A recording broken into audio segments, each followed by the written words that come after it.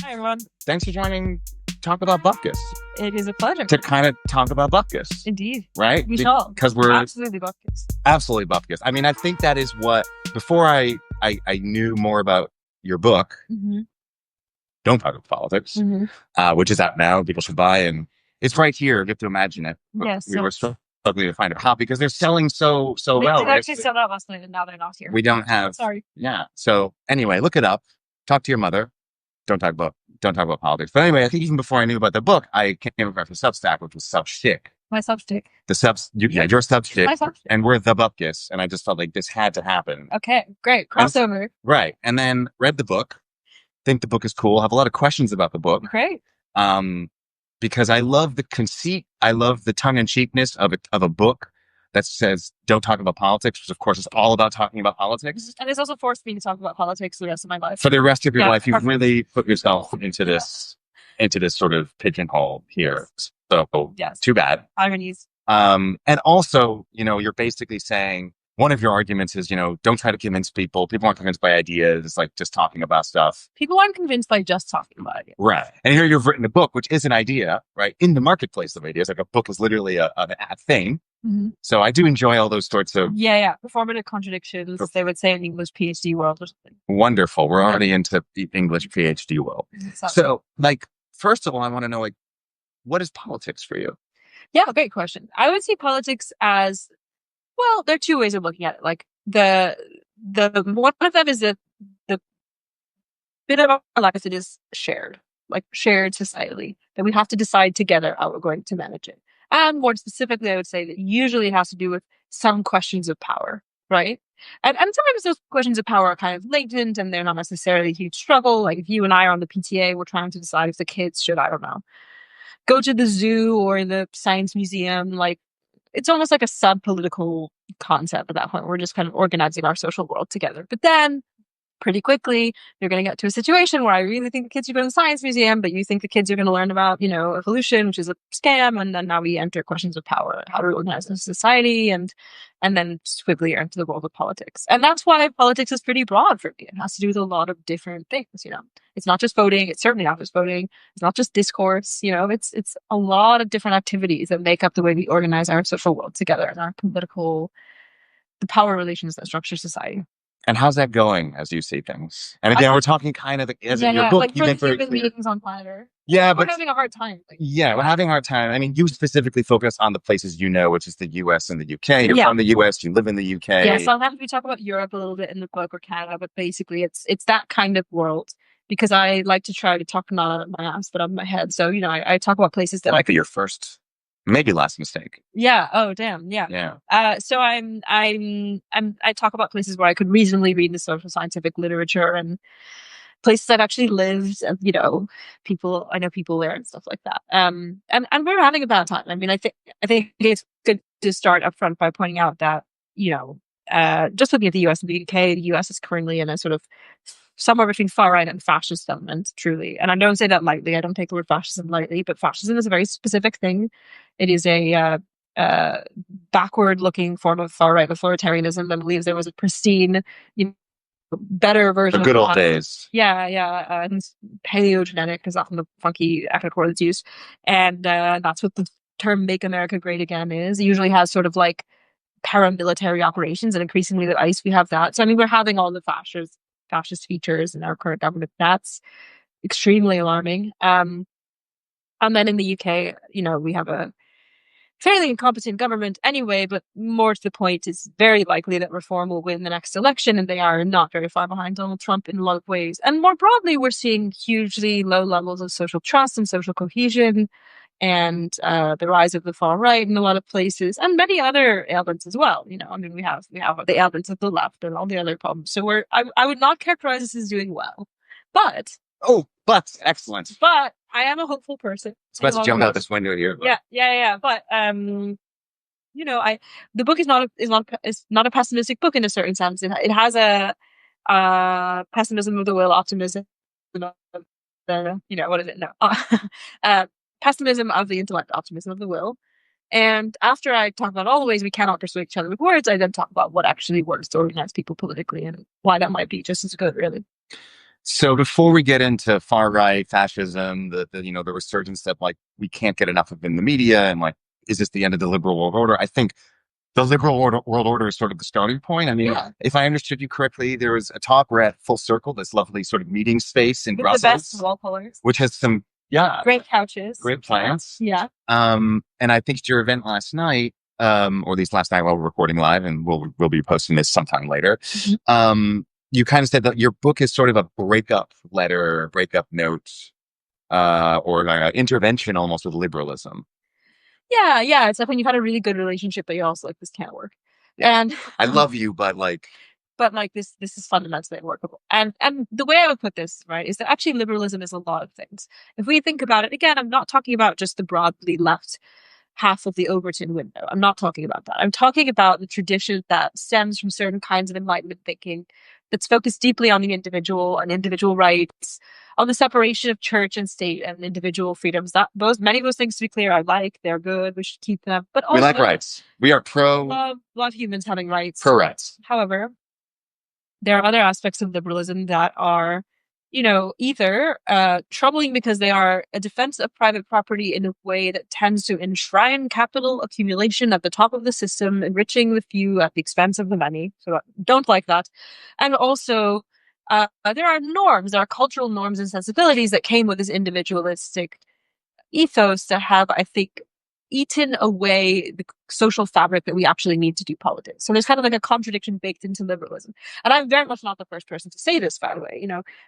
To people that in the so-called discourse. In the discourse, yeah. In the nerdy, so in the intro to this book, I talk about, of course, Jürgen Habermas. Where you can't talk about liberalism without talking about and his, yes, how he talks about the system eats away the life role. I mean, this is his idea in a way that and he's not just talking about capitalism. I want to be clear. He also is talking about bureaucracy, and I think the perfect example of this is the university system, right? The university system is, if you are in a university or you've been in the university, get out, first of all. And secondly, you'll know that it is being kind of weirdly systematically eaten at both ends. Like there's a kind of capitalism happening where rich donors take control of things, there are cuts to everything else. People work in incredibly precarious and unfair academic working conditions. Students are made into consumer. I mean, I could go on. Common universities invest in crypto. Yeah, they invest in crypto. Right? There's like a sort of bizarre capitalist destruction of everything that made a university good in the first place. And yet somehow also at the other end, there's like a bureaucratic destruction of the universe where every year there are more and more administrators and fewer and fewer actual like teachers that are well paid, and there's all kinds of other like weird bureaucratic problems, and it becomes sort of a class management reproduction system. Yeah, it's a system for the reproduction of a certain social class, although even that it's failing to do. Many people go to university, they expect a certain quality of life or a certain advancement, and they don't get it anymore because actually that's not possible within the capitalist system. And also we are now providing university education to everyone, which makes it a sort of impossible contradiction to then give the things that come after university only to some people, right? There's sort of like a funny contradiction there. But in any case, that's a very good example of what Habermas is talking about. Like the idea of the university is beautiful. The idea that we all might go through a period of our life, at least where we engage in lots of higher order intellectual thought and train our brains to work in a certain way is a beautiful thought. And the way it's actually happening under A, capitalism, and B, sort of certain kinds of bureaucratic weirdness is making it worse. And I would say this is true if you zoom out for all kinds of parts of our system, right? There's like a beautiful idea that is aligned with liberalism in various ways. And then there's the reality of the thing, including democracy itself. And my book has to do with, firstly, untying the kind of like bad intuitions that we might have about what democracy is and what it could be and how humans really think. And then keeping also bits of liberalism that are important. And I'm, of course, very much the beneficiary of and the appreciator of many of those things. So I like individual rights. I also, I like the value of ideas is still very real to me. I just think we need to live that out in different ways. So yeah, it's kind of an interesting breakup letter in that end. And Habermas, I thought it was notable. I think he was the very first sort of academic, very first sort of voiced out of the so-called literature that you mention in your book, in a book that's very critical or trying to be critical of liberalism. And he is sort of a poster child of liberalism. I mean, he's the one with the public sphere that I think you then go into your books quite quite critical of. Yeah, but I think it's very important to have these kinds of relationships with theorists where you can like bits of the theory and dislike. I mean, that is what it is to really think through something and like, and you know, and I would say I am very much built myself on the tradition of the Frankfurt School, right? So that's literally the teachers of Habermas, his professors. But it is a group of Jewish, perfect for this podcast, mostly Jewish, yeah, theorists. Some non-Jews, but a lot of Jews.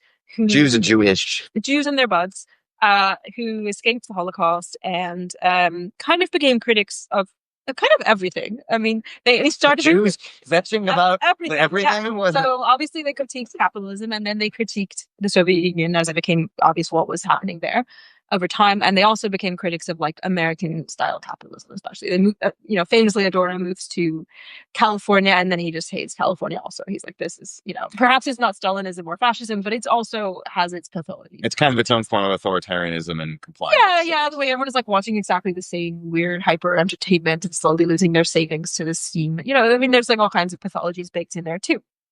And I would say that I, loved the Frankfurt School's writings from the moment I began with them. I loved all of their writings, and yeah, I would say I also have some differences. And one of the differences is that while I retain their fascination with a kind of I want to be clear, like Marxism as a methodology. So it's not that like everything Karl Marx said was correct. That's a weird and ideological way of reading anyone, for that matter.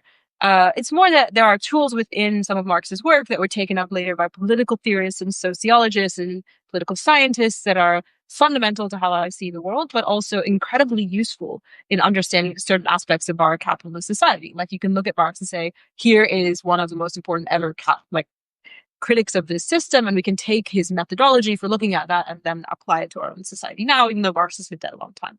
And the Frankfurt School did that, but they also applied Freud.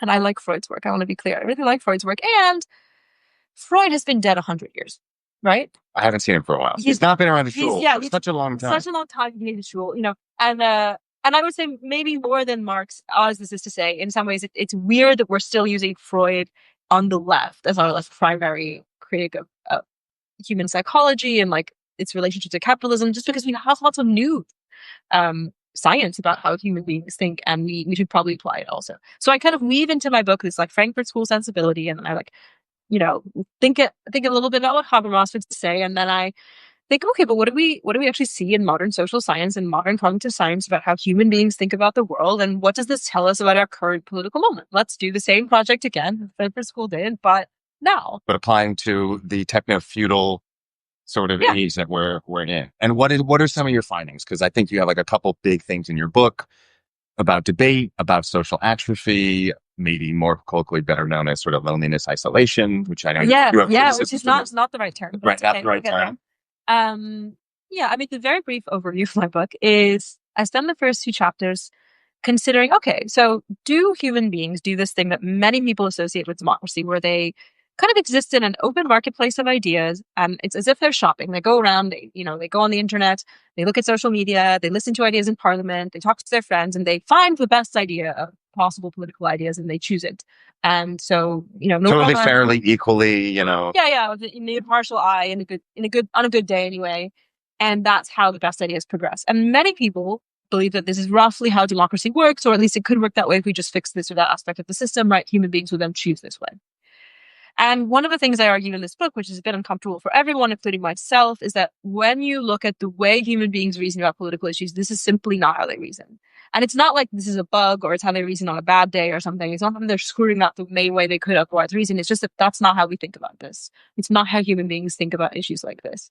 And I put lots of, empirical evidence in the book for, look, in these cases where the issue is political, where it doesn't affect someone's sense of themselves as good people and their own agency, they are open to considering new ideas. But once they have their own agency implicated, it's much harder.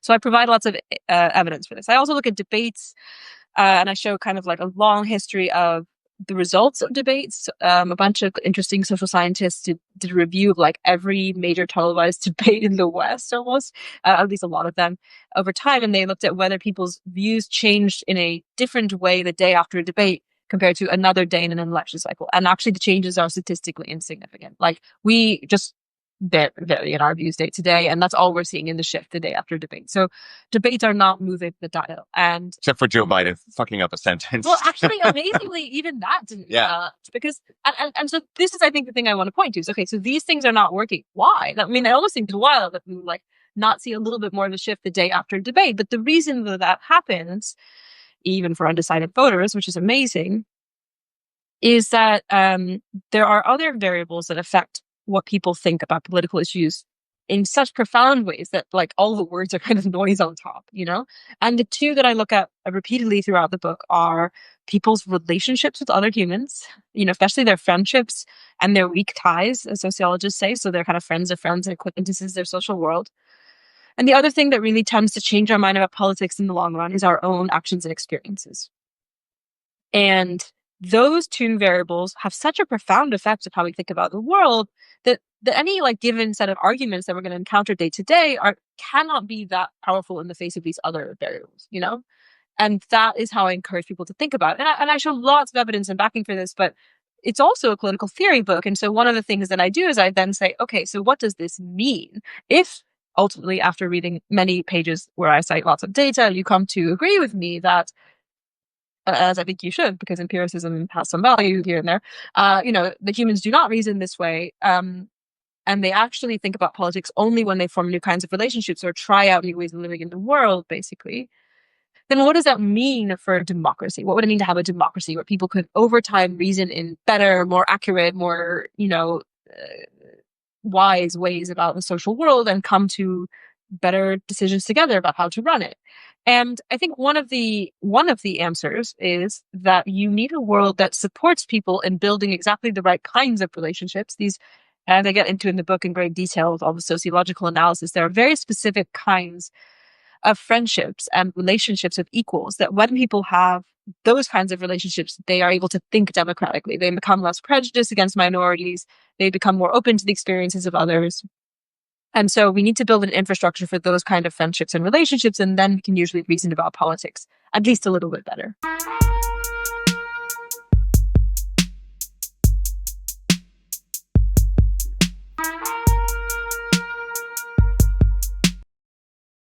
The other thing that we need infrastructure to help us try out new ways of living. That's one of your favorite words. Yeah. I also love I think it's great. The idea of infrastructure. Yeah, infrastructure. I like infrastructure. And I think it's funny because I was also on a podcast earlier today. I'm having a crazy It's time. A podcast kind of day. It's a podcast kind of day. It's podcast kind of world. It's also a podcast kind of world. For all the worst reasons. It's a video podcast kind of world to the benefit of our internet overlords. Yes, that no one's actually watching while they, it's cook or sit on the toilet or whatever. Something. Yeah, and so what am I saying? What I'm saying is, I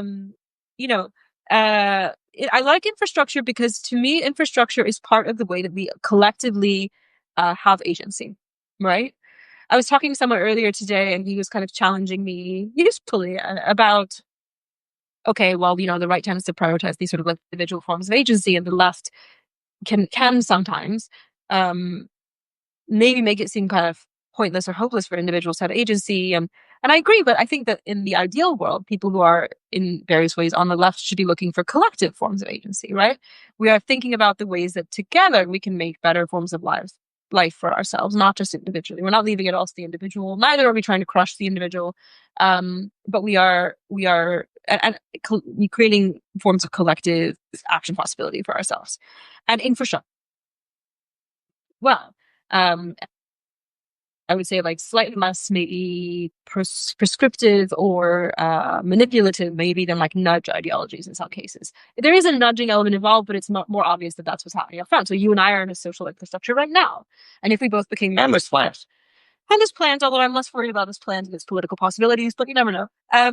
Anyway, and like, yeah, we're watching, and I think, what's a good way of putting this? Let's say we both become members of the space. I don't know if you're a member of the space, but it's an incentive for us to then go and be together with other people, discuss things on a regular basis, form new kinds of relationships, get kind of a view into their world and how the world appears to them, learn new skills. Maybe we end up then having a conversation about like local politics and we, start caring about a shared political issue, or maybe we become radical activists for some other cause that's more global, whatever.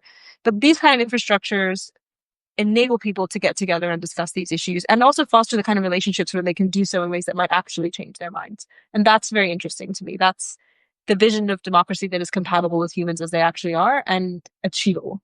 It seems like it's a very bottom up sort of way of looking at it rather than top down. Yeah. I mean, firstly, I'm not, in authoritarian projects or anything like that. So of course it is bottom up in that sense. It's also bottom up in the sense that I see our current political moment, and by that I mean like almost the last 50 years, as a world where increasingly people are disempowered, but they're not disempowered the way that, I'm enjoying this Frankfurt School theme, so we're going to keep going. Let's stick with Frankfurt. The Frankfurt School were worried about different forms of oppression, right? And they worried about the Nazis, but I think that's almost self-explanatory, and we're going to park the Nazis over here for a second. Then they worry about Stalinism, and of course they worry about Stalinism, and that's a very authoritarian regime, and we can critique Stalinism still this podcast, but obviously there are major issues with that. But then they were also worried about a third kind of oppression that's much more subtle that happens in capitalist societies where, technically speaking, you are making all of your own individual decisions, but the way that the individual decisions are set up makes you ultimately isolated and lonely and fearful of other people, and also many of the choices that you're presented with are not really that good. So even though you could technically choose between this, that thing, there's something meaningful in that choice, right? I'm feeling a lot of Adam Curtis vibes. Yeah. This is right. And look, let's be real. We would probably, many of us, still rather be here than under Stalin, especially if you are the person getting put in the gulag. No question. But this is a problem too. And there are people now, based on whatever political opinions they might have, who are getting, not to the level of Stalinism. This is the main critique also, right? Even if I don't even like the world before it ended up having, generating further groups of fascists and authoritarians, but also often living in this capitalist world, the scary bad guys that emerge from enough time in capitalist life. And so, yeah, and I guess what I'm interested in is responding to this isolation and it's often called loneliness, but it's not. We'll get to that in a second. And to the way it shapes our subjectivity so that we are ultimately disempowered without necessarily realizing it. And I think one of the ways that we overcome that disempowerment is by being more social in various ways that word can be used, then maybe we are encouraged by our current infrastructure. The infrastructure is necessary to acquire the sociality that allows us to be political in certain ways. But from a bottom-up perspective, do people then want that? Because, if people wanted that, then there would have been, let's say when all of this sort of destruction of the social, destruction of the infrastructure, of the social infrastructure, of the common space, when that started happening, as you said, the last 50 years, you would think people would mobilize the fight against that if that's what they really wanted. But a lot of people went with. Well, yeah. Look, here's the important question. First of all, sometimes we want things that are bad for us. I don't know about you, but I have, wanted the wrong jobs, romantic partners, lifestyles, and forms of banal appreciation from others all my life in various ways. And, we want the wrong things for ourselves. I've done that, certainly. But secondly, I think there are different kinds of wanting, right? I have never pretty much woken up and thought, what I really want is to go on a run. I mostly wanted to wake up and curl up in the warmth and scroll on my phone until silly o'clock. But I can't have everything. Right. But I also want to be the person who goes on the run. And after I go on a run, I almost always feel good about it. That's the thing. I feel the same way. And it's always better to go in the morning. I don't know how you feel. I agree with you, and I rarely do it because I'm not that good. And I also like drinking coffee in the morning. And sitting and reading. So the point is, what do we want? And my sense is that the way that we have abandoned social infrastructure is the way that we have scrolled on our phone all morning instead of gone running, but with much more dire consequences. This is like the broccoli argument. Everyone wants dessert, but you have to have your broccoli first. Yeah. There's a kind of abandoning of commons in the literal sense, but also I think something that I'm working on. So my next book is going to be just specifically on this question of social atrophy, which is a thing that I research. Social atrophy refers, in the most immediate sense, I use it in a broader sense too, but in the most immediate sense, to the changes that happen in the brain when we are socially isolated, when we spend more of our time alone. And when human beings spend more of their time alone, according to the neuroscientists that I've interviewed about this, who've done these big meta studies where they look at tons and tons of people, therefore fairly reliable, and also in line with many other things we know about the human brain, what happens is that if we don't use an aspect of the brain, it weakens. And if we do use it, it strengthens, right? It's like a muscle. And if we don't socialize for a while, we get worse at socializing, which is not surprising. We lose some of our perceptive ability. We can perceive social cues less. We find it more exhausting to engage in social interactions. we get less good at it, basically. And if you went through lockdowns and then you discovered it's kind of exhausting, you could have a chat about the weather. You know what I mean? That's a bit. We don't talk about COVID anymore. That's like, yeah. Oh no. Okay. Yeah. Well, would you know the virus is still around? And get your vaccine still. Yes, everyone, please do that. Thank you. You will be fine. It is not a microchip. Also, importantly, the other thing that happens when we are socially isolated is that we become more paranoid, basically. I mean, I don't mean paranoid in the hardcore sense that unfortunately some people with mental illnesses acquire like full-on delusions, but rather one of the ways that scientists talk about this with social atrophy is that we begin to interpret neutral cues as negative. So you don't touch me back, I think you don't like me. You said something a little bit that I didn't understand, and I think he's probably making fun of me, right? This is a way that you might react if you are socially atrophied.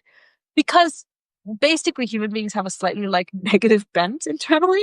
And I do certainly at this. Oh no, I'm sure everyone hates me. Yeah, right. And so when we experience like things that are confusing, which we all do anyway, because humans are confusing.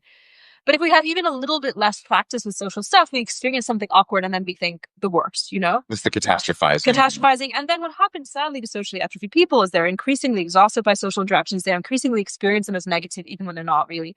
And they pull away. And then they spend more time isolated. And then they become more socially atrophied. And then they have more negative social interactions. And then, it can be a really negative spiral. And then great people get elected to leadership positions. Yeah. And then we become really great at whether, we can trust others. I mean, this is irony, to be clear. So look, what happens is the Bupkes substick. I mean, yeah. So remember, to the source. I guess the point is, this is very dangerous. And honestly, I could have just written a self-help book about this. I often think about that. Like, that's what we have NPR for. That's fine. Yeah, but the thing is, like, the world has enough self-help. We don't need more self-help. Someone else should write the self-help book about social atrophy that tells you like 15 steps to becoming super social again, even though you feel introverted right now. And you should do that. But I'm interested in it from a political angle. So my book touches on that. But then hopefully this is the next book, but somewhat in this book too. Then we're going to look at all of the many, many, many variables that got us there as a society. And there are many. There are gender aspects of this, aspects of this. Class is a big thing. Yeah. I mean, I would say, it is true that people that are have less money are less able to socialize, and that shows up in the data. But it's also kind of an interesting thing about generally the infrastructure. Like, one of the things I was struck by looking at the data is, of course, you have many theories when you start a social scientific bit of research. And for a while, people said, and I was very sympathetic to this argument, maybe it's that we don't have enough free time.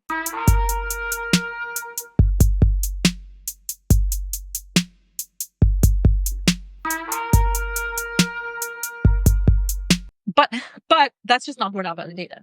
Americans have had about the same amount of free time for a while now. It's not even a totally as reasonable amount of free time, amazingly, unless you're very poor.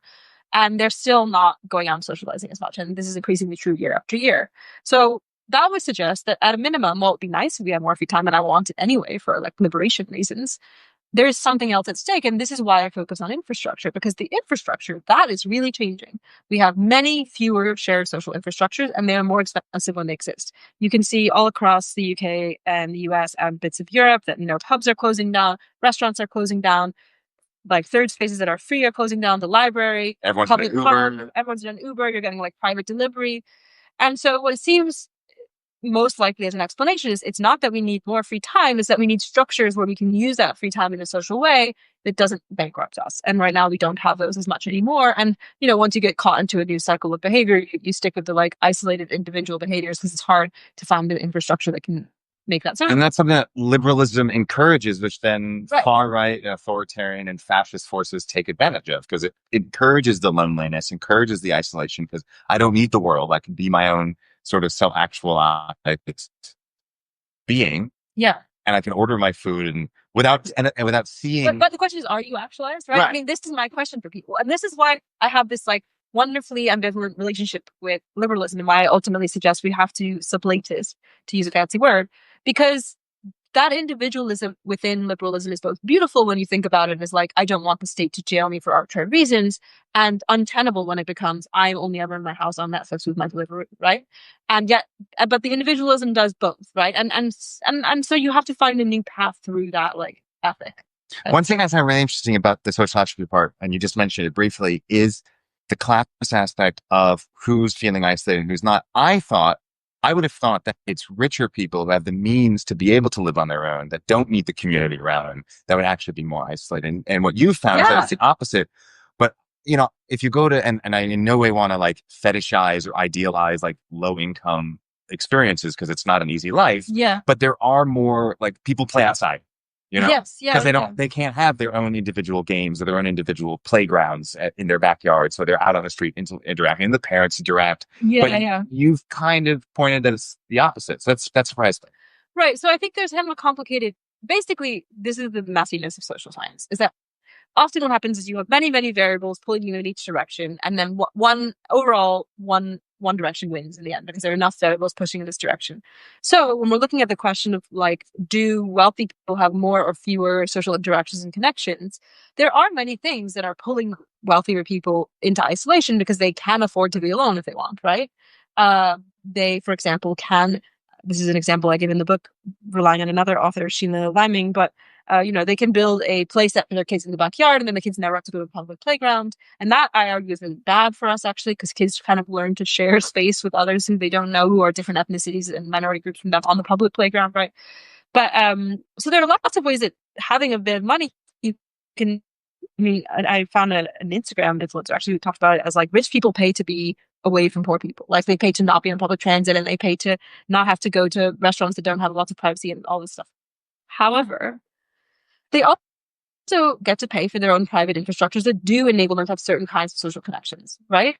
And so it seems, based on the best data we have from Western countries, that on the whole, wealthier people are still less lonely, and they are still, to some degree, having more social interactions. Because fundamentally, while poorer people might have to share certain things because they can't afford their own, they also are unable to pay for a lot of the shared experiences they might want. And that tends to win out that way, which is fascinating to me.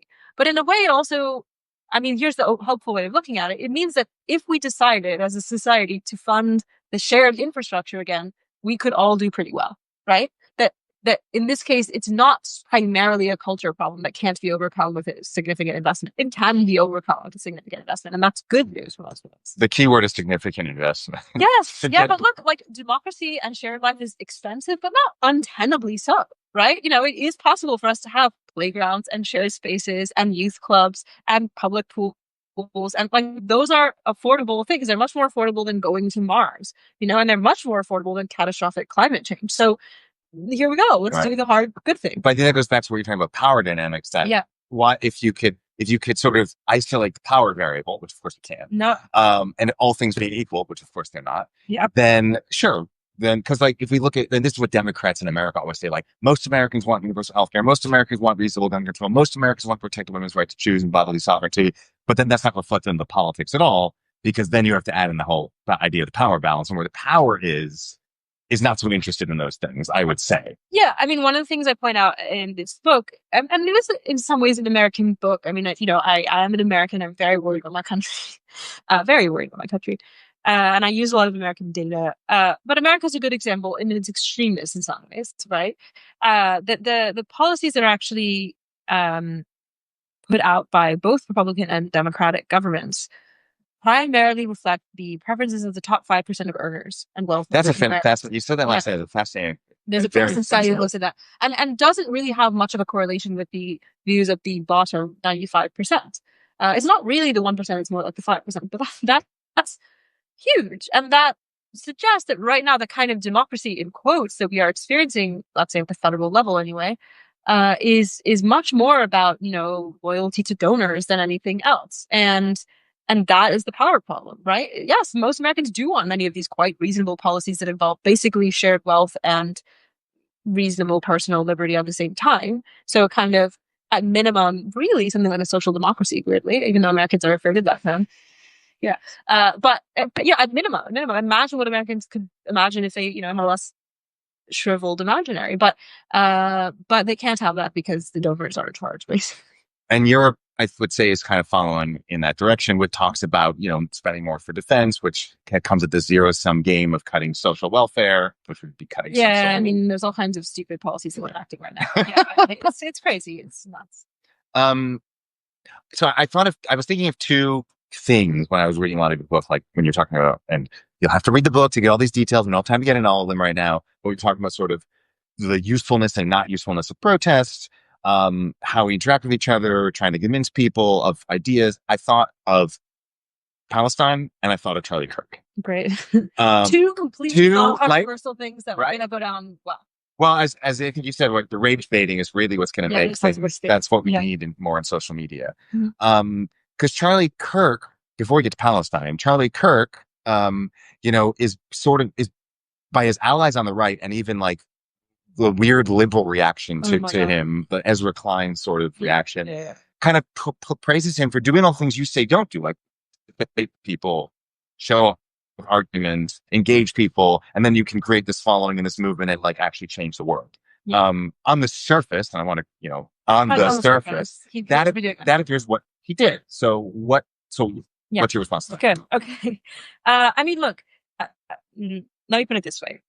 After Charlie Kirk was shot or killed, Ezra Klein put out this article that was like a big oy thing. It was a big oy thing. Well, we're about to get a guest. Oh, we got a book. Breaking news, ladies and gentlemen. We finally have this book. You did act as proof. You did actually write a book. I did actually write a book. It is real. And you can buy it on the internet. You should buy it. Probably not from Amazon, but don't buy it from Amazon. Yeah. For usually around £15. This says $18.99. Great. That's also fine. But anyway. Yeah.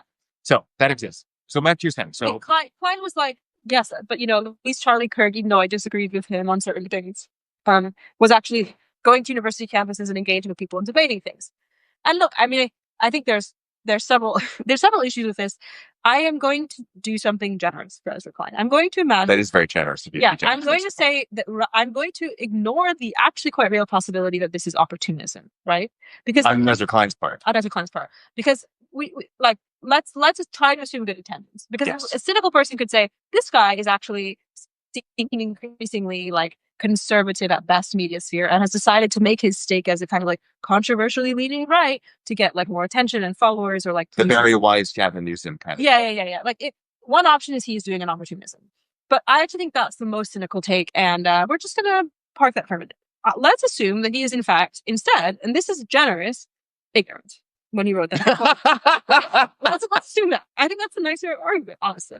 In that case, he literally didn't Google this man that he wrote an entire op-ed about for one of the world's major newspapers, which is bad, but is actually less bad than being a right-wing opportunist. So in that case, he didn't know about the very many ways that Charlie Kirk was in fact working to undermine free speech in incredibly important and often very risky ways. He was known for creating harassment campaigns for mostly people of color who were professors on university campuses, trying to get them kicked out of their jobs and new platforms.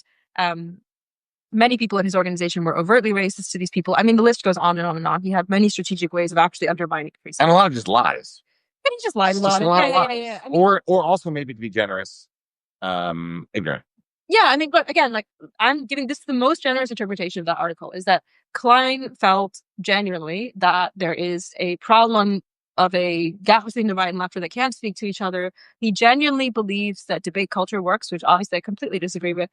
And he genuinely didn't know that this man was in fact not living up to those ideals, which I anyway don't think work, but also this man wasn't doing them. That's the nicest thing we can say about that situation. And it is truly the nicest thing. So I mean, I think there are multiple steps to unpack it then, right? The whole thing is this man actually had terrible views, but additionally, he was not living up to his own purported ideals around free speech and debate and marketplace of ideas. Secondly, as I go through at great length in my book, those ideals don't really work. And additionally, they often serve, as I say repeatedly in my book in different ways, as a kind of cover for the people in power to do whatever they actually want to do. And I gave all kinds of examples historically of how, people that are already in power will say, well, we've had a debate, so, whatever happens next is fair because the debate has happened. The debate becomes kind of a facade for whatever's happening behind the scenes. And Kirk was very good at doing that, and probably a very good enabler for other people in the right to do the same thing. And then there's kind of like a third question about, what do you do about this moment of political violence in America? But I think that's a good starting point. Yeah. And I think it also, once again, was an important moment for the left to distinguish itself from liberalism, which in America is very, very difficult to do because there isn't really a left in the United States. Yeah, not the same way. And the political discourse can't really see beyond anything beyond liberalism. Yeah, we don't have a good imaginary for it. It's sad. And it was kind of one of the interesting things about moving to Europe. And so, what I would say here is like, it's if one was to build an intelligent left here, I think the correct complicated move is to say something like, we like free speech to the extent that we want the government not to censor things, but we do not believe that free speech is remotely a sufficient condition for true liberation or even for true consideration of political issues.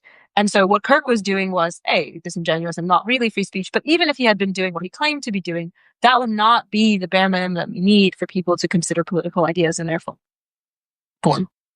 And he was also very effective on social media. And again, to your point about the marketplace of ideas, in a way, I actually think the marketplace of ideas, in a cynical way, is a good term for that, because the marketplace is the real marketplace out there, all the marketplace out there is inherently unequal. There are ideas that get pushed forward more than others for various economic interests. Yep. So in a way, exactly as you point out, ideas are meant to be able to be confronted and considered equally. Yeah.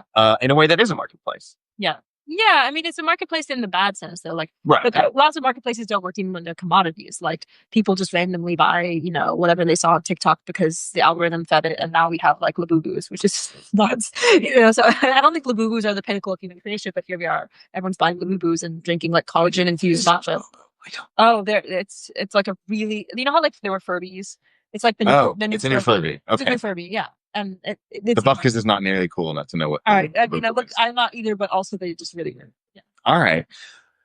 On point of social media, like, you seem to suggest, because you criticize, rightly so, Twitter/X, but also say like there is a way to take it back.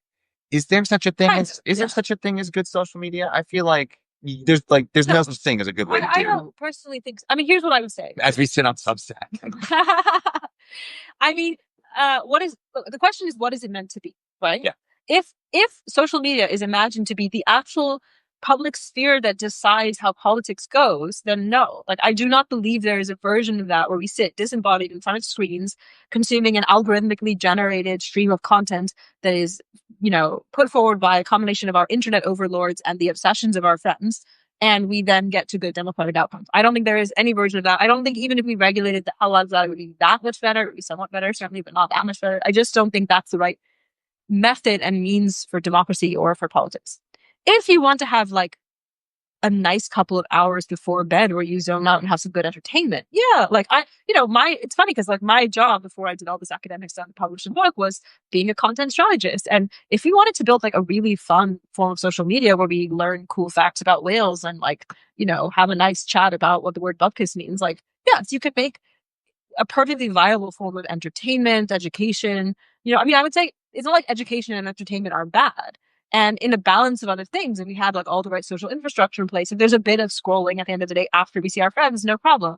But we live in a world where the scrolling is part of this big isolation problem. And we live in a world where we've replaced all the real work that has to be done for democracy with like scrolling. And so that's terrifying. So again, it's all junk food and no broccoli. Or not enough broccoli. Right. And by the way, I love broccoli. I mean, I think I love junk food, but yeah, I mean garlic, olive oil, butter. Yeah, but it's fun. If you put the butter on the broccoli, I think it's a great idea. Okay, I'm here for that. But yeah, I mean, I see social media as entertainment, and the best you can do in entertainment is entertainment, and that's a different thing than politics. Right, and I think that speaks to like how I feel like we live in this era where everything is political and also nothing is political. Yeah, like things are always posing as not political, but they really are. I mean, look, as someone who makes social media content, I promise you it is entertainment first and foremost. Like the number one thing you figure out is the hook so people stay fascinated. And then you try to maybe rage bait people if you're that kind of person. And that works really well. Whenever I accidentally rage bait my audience, I do really well, which I don't enjoy actually, but okay. And accidental rage baiting. I like that. Yeah, if I say something that actually like 60% of people hate, that does super well, great. But that's not how I want to operate, but it does work, right? Like I promise you that the success of any given part of social media is almost entirely down to principles of entertainment, not to any like genuine political viability of it as a system. Mm-hmm.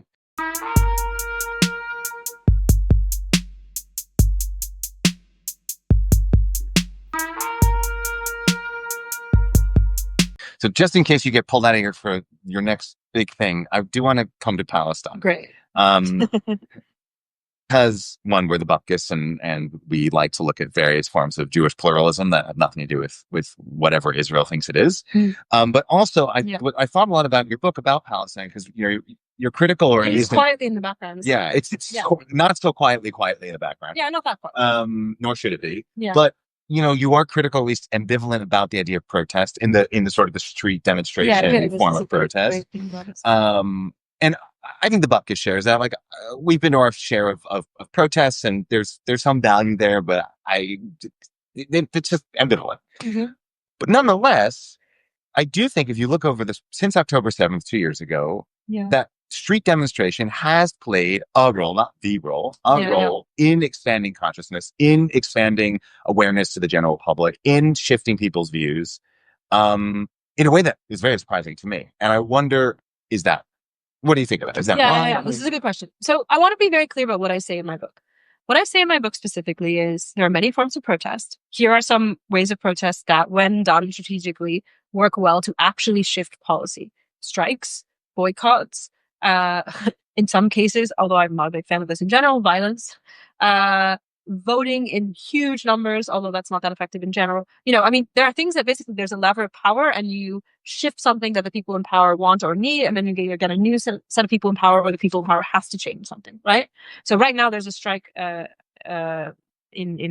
Italy about Palestine, and that might shift the dial, because strikes essentially take away from the government or whoever else is the decision maker something that they need. They need this labor power, and therefore they have to shift what they want to do because they don't have the thing that you took away from them. I don't want to use the word hostage here for obvious reasons, for the Israeli hostages. So, and for that matter, the Palestinian hostages. But in any case, what I'm trying to tell people in the book is the bit of protest that often looks like speech, where you just stand in the street and you demonstrate, that is not statistically associated with any change in government policy or with any change in public opinion in the long term. The speech bit of protest doesn't work, in quotes, in the sense that it doesn't change either government policy or public opinion. It does still do something, though, and that is related to what you said earlier. What it does is it changes the protesters. And I mean this in several different ways. Firstly, there's a huge body of literature on what happens when people join social movements and their protests, including demonstrations, which is that the people who join the movement are changed for life, right? They themselves, their political views change and evolve as they join the movement. And also all kinds of other things happen. They become more likely to get divorced. They have fewer children. They go back to graduate school. Excellent. Life gets markedly worse. Yeah, but also they're much happier. And their well-being is better, which is not what you would necessarily expect from stereotypes of activists. But also, additionally, if you organize a demonstration well, you won't change the public's opinion in the long run anyway, and you won't change the government basically as a whole, you do basically recruit people into the movement. That is something. And or you keep them motivated. So when I look at a protest, I basically see a strategic street party. And if it's done well, you bring people into the movement and keep people in the movement happy. However, to change what's actually happening, you need a different lever of power. And I would say that with the issue of Palestine and Palestinian liberation, this is a particularly extreme example, because actually the public all across Europe and the US are at minimum not in favor of what is happening right now, right? I mean, they have differences in opinion. Oh, we would want this kind of one-state solution or that kind, or two-state, or whatever. Okay. People don't necessarily all have a shared vision of the future, but like a good majority in most of these countries that are seeing protests do not believe that what is happening in Gaza is remotely acceptable, right? And yet we see almost no progress in terms of government policy around the world on this. Beginning just now to see like tiny movements. We'll sanction your settlers. Yeah, maybe. Like slow, right? I mean, it's just they're right. And that I think speaks almost to the thing I was saying earlier about how actually most policies of governments are aligned with the interests of the 5% of people that donate to them and nothing else. And those folks for right now happen to be happy with basically US and military hegemony plus like this kind of Zionism. But additionally, what it means is that if you're going to have a pro-Palestine protest, that has to be used for recruitment, and then you need to bring people around to do something else. Maybe it's the strike. We'll see. It'll be interesting to see what happens with these strikes against the arms, especially against loading arms, obviously, but also other things. You need other methods of action. And I think one of the things I wanted to encourage people to do in this book is to stop seeing demonstrations as a good in themselves. They at minimum or an end to themselves. Like the best thing you can do is motivate people and recruit them and then send them somewhere else to do something else. So do you think that's a reason why Western governments react so allergically to the BDS movement? That they've tried to ban it, they've tried to criminalize it, they've tried to... That's part of it. There is actually some power. I mean, the research on boycotts is that a lot of boycotts are not and I actually think BDS is a great example of this. Like a lot of boycotts are either too broad or too kind of not subscribed to enough to make a significant difference. But basically, they're hard to actualize well. However, if you can actualize them well, if you can get enough people to boycott the specific thing that really influences X, they do work, right? I mean, you can see this with like, this is so boring, like Jimmy Kimmel, right? Like that worked. Talking about power. Yeah. I mean, I care so much more about like Palestinians than Jimmy Kimmel's cancellation from ABC, but like, but actually that did work just as a sort of like strategic thing because enough money was on the line and money is right. Society, right? So that's a way you can actually use sort of the liberal capitalist system against itself because economic power talks. Yes. And so, right. So I guess like, I think there are lots of important, interesting strategic questions about which BDS things actually work. And like, you know, I don't have, this is not my area of expertise. So I just look at the different arguments about like, okay, like, do you want to never buy anything that's Israeli, like, or do you want to just buy the things that are most associated? You know, they're reasonable arguments anyway for like, this is the most strategic thing. This is the most strategic thing. The soda streams. Gotta boycott the soda streams. Right. I mean, yes. But I think you take away the fizzy water. Wouldn't it be great? That's the end. I think in Germany, yeah, Germans love fizzy water. Honestly, they do. They are obsessed with their Sprudelwasser. If you didn't let them have their soda streams, I think maybe political change would happen. That would be it. That'd be the end of Staatsräson right there. Yeah, but I think the really important thing here, it's a great phrase. I guess the point is one has to think about what are the actual levers of power, you know, and we're missing that kind of strategic outlook. I think because we're also missing broadly in our society at this point, mainstream education about power as it actually is. And that's part of the reason I wrote this book. I mean, I wrote this book very lovingly towards liberalism, but it's ultimately a book about all of the other workings of power that are not currently made obvious to most people in our system, and how in order to do politics, you have to take those mechanisms of power very, very seriously. Of course, capitalism, also the other things. And only then could you try to make an intervention to say, you know, prevent arms deals to Israel. And it seems like liberal, like the Ezra Klein kind of liberal. Again, not to keep going on Ezra Klein. I'm sorry, Ezra, but you know, here we are. I'm not that sorry. But anyway, I'm not saying I think Ezra's also watching the Bupkes. But anyway, would it be great if you were? Okay, but yeah. We'll check this. We'll look at this later. But that we are in this, and you mentioned this in your book with like Chantal Mouffe's work, like post politics, and this idea that we're sort of like history's over, the future's been foreclosed. Liberalism is the end all be all of everything. There is no other thing that can be imagined for the way we interact and live in this world together. Yeah. And the only question left is how we sort of organize the deck chairs, and not do we even want these deck chairs, and are we even on a ship? And I guess, you know, like, look, I would say one of my more fundamental commitments is like a broader anti-military feeling, right? I mean, obviously, what's happening in Gaza is particularly horrible, but even prior to that particular thing happening after October 7th, I have been long interested in the horrible and terrifying military-industrial complex. Partially because I grew up with it, and in the first chapter of my book, that's a great story. Yeah, I talk about how you know, when I was growing up, my dad would turn on the radio in the morning to wake me up because I was a grumpy teenager and I didn't want to wake up, and he would like kind of blare the radio, and what you heard on the radio were ads for assault helicopters, because the military industry in DC is very strong. Right, you live in DC. I was living in DC growing up as a teenager, and they know that they're not allowed to directly lobby the decision makers because it's illegal, but they find their ways. And what they do is they just have ads in general for these huge military purchases of like missiles and, you know, like aircraft carriers and assault helicopters. And they know that whoever is going to make that decision is probably listening to the mainstream news station in DC at various points throughout the day, and they'll reach them, you know. But I think that it's not just that, because but it be something else to reach these guys. It's also that by playing these ads on the radio, they create the appearance that everyone is concerned about exactly which military assault helicopters should be purchased for the general public. The Bupkes is very concerned. Right. And notice how clever this is, because that means that we're asking the question of like, well, just which military assault helicopter? Is it Northrop Grumman, or is it, you know, whatever? And that often prevents people from stepping further back and asking, do we want to be purchasing all of these assault helicopters? Do we want to be at war in Iraq or Afghanistan or Gaza or whatever? And, you know, is there another way? And that is the danger of the wrong conception of the public sphere, is that you miss what is really happening behind the scenes. You miss Charlie Kirk behind the scenes, you know, trying to get all these professors fired. You miss the backroom deals about the weapons, because you see that there's some kind of discussion happening on the surface, and you think, well, this is democracy. And this is not democracy the way that I'm willing to stand up for it. And there's so much more that we can do. So,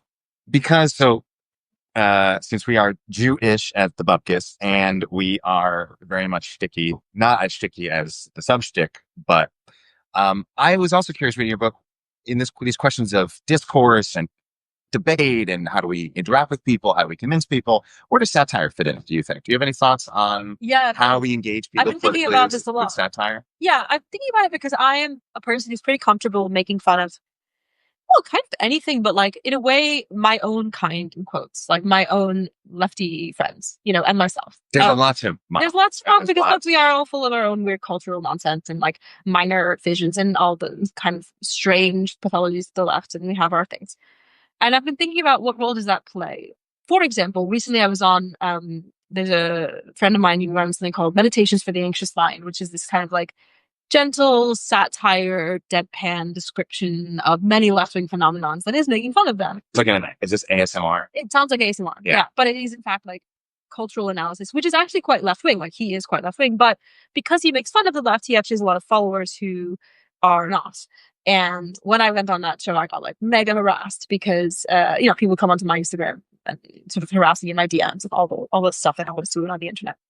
And so it made me think about how it's hard to do humor on the internet. For example, hell less than money. Yeah.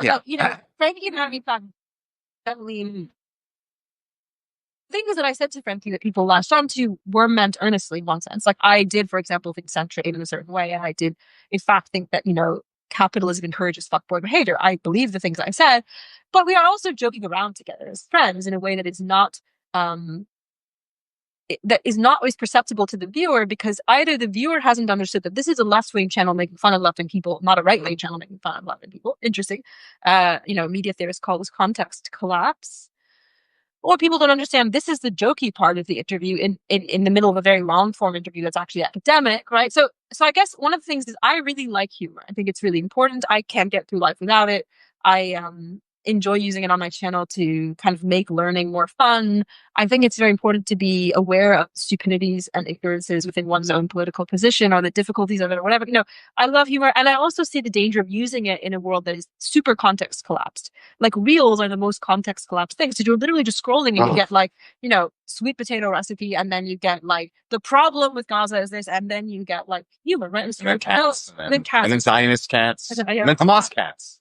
Yeah, I mean, probably, honestly. But in any case, and so you just cannot like attune yourself in a way to the context of humor. And I think you can, but it's delicate, right? It's hard to do. And this is especially important because I always see humor as the sort of remedy to anxiety. Like humor works because we are anxious, and then it touches our anxiety, but it allows us to like do something else with the anxiety. Laughter is very cathartic. Yeah. And so in order to do humor well on the internet now, you have to somehow navigate all this context collapse, reach somebody's anxiety in a context where they can understand what it is you're trying to do with that anxiety, and then do the humor. And I'm still up for the challenge, but I really do see it as a challenge. Well, I'm glad. I thank you for bringing this academic term collapse into our view, because the buck is just basically crushed under. Yeah, the number of sort of posts we've done where it's like, oh shit, they might think we're super pro-Israel, like actually supporting this thing that we're actually criticizing. Yeah. It's very hard. Oh no, things like Israel-Palestine, right? Because if you like, for example, I often want to post things about being Jewish, and I do. But equally, I find that if you do that without a lot of context around it, people will either be like, wow, you must be a mega Zionist, or they'll be like, wow, you must, whatever. Because you actually need the whole context. You need the whole context. You're doing Jewish humor to a general audience, which might work for Jon Stewart, but isn't going to work for most people. It's hard, and it's much hard. It's just much harder on the internet. Like, at least Jon Stewart is given his hour, Yeah. In an hour, and I'm not saying Jon Stewart has dealt with every single thing about the last 2 years. Right? Well, but he's trying to do certain things, and I think it's actually a really interesting case study when he did an interview with the poet Mossab, that he has one context and Mossab has another context, and they have a very interesting conversation where Stewart is challenged appropriately, I think, about why is your framework of like a Jewish American the correct framework for this conversation, and I think that's the right challenge. But it's a great example of how even in an hour, it's really hard to get a context where people are on the same page. I'm not that they should be on the same page, but that they can even frame that you're even talking the same language. That you're even entering through the same door, right? In some way, right? And I think Yeah, to the internet in like 90-second reels where we're just losing our minds. And these are complex issues. I think, yeah, they are. Need more. Right? I mean, they're not complex in that like there isn't a serious. They're not complicated because it's complicated is a total cop out, but they are complex. But they require that sometimes the nuance and the humor has to work with the nuance, and that's just so hard to do in 90 seconds. And yeah, you need more than that. And then you're asking people to actually like think and maybe like look something up if they don't know it. To design. And then they're done, or they're writing you something angry, and you're getting in trouble for it or whatever. But so in addition to the internet having sort of isolated us, it's also I think made us really earnest. Yeah, which is actually really interesting. No, I think it's fascinating because I'm kind of an earnest person actually, and I think the earnestness is there because of the context collapse, right? Yeah. Like the reason that people have to be so deeply earnest is because doing anything other than like completely buffoonish satire doesn't quite work sometimes, and also because people are lonely. Like the earnestness is the place where they go to share how they actually feel about something. But then I often see reels, especially on TikTok. I don't use TikTok as much because I'm 34 instead of 24, but like people are unbelievably earnest. They'll be like, I just had a miscarriage. And you're like, whoa. Yeah, it's a lot of information. Yeah. And I'm very grateful that while I feel like I do share a reasonable amount about myself, like we're talking here about being Jewish and feelings, whatever. Okay. I share a certain amount, but I'm really grateful. Ultimately, I basically share my like professional intellectual side. Well, there's also with occasional cat pictures. That seems reasonable. There's also that collapse of public and private. Like what is everything that's just public now? There is no sort of private. Yeah, and I think I feel a kind of sadness having to already be a creator in a certain sense. I see the challenge of it, but at least when I go home at the end of the day, I think, okay, should I share this intellectual thought I'm having or that one, or should I make fun of this thing that's within my context to make fun of? But I just really feel for people that are like earnestly sharing all of their like something. I don't necessarily think it's wise, but even if it is for some reason wise for them, I feel for them. I think there's something tricky about that. Best, I don't know. So, okay. Last question. Great. What's your favorite social infrastructure? Oh, my favorite social infrastructure. Or like top 3. Okay. Well, in a perfect world. Yeah. I mean, look, I think libraries. I think cafes where you can't use your laptop after a certain time, but you can before. Because I really like both modes of cafe. Yeah, there's been this, I'm all for like getting off your screen, but there's been this like authoritarian, like black and white, like you either like absolutely no laptops at all. Yeah. And I think there's a neutral, a middle ground there. Yeah. And I think, okay, this doesn't totally exist, but, or like, there's not like one word for this anyway, but I'm really interested in spaces where people can share skills. Like I'm quite interested in our collective de-skilling that has happened as people hyper specialize in like weird little professions. And then, they don't know how to like hang pictures on the wall or fix their shoelaces or whatever. And there are various social infrastructures that address this. There used to be like men's fixing sheds, which are used to like combat numbness depression, where they just go and like fix stuff together. I just am very interested in, because I also think it helps people because in a way it gives you an excuse to be social, but it's not your stated primary goal. And for certain kinds of introverts, I've interviewed a lot of people who identify as introverts about like, what would make a social infrastructure work for you?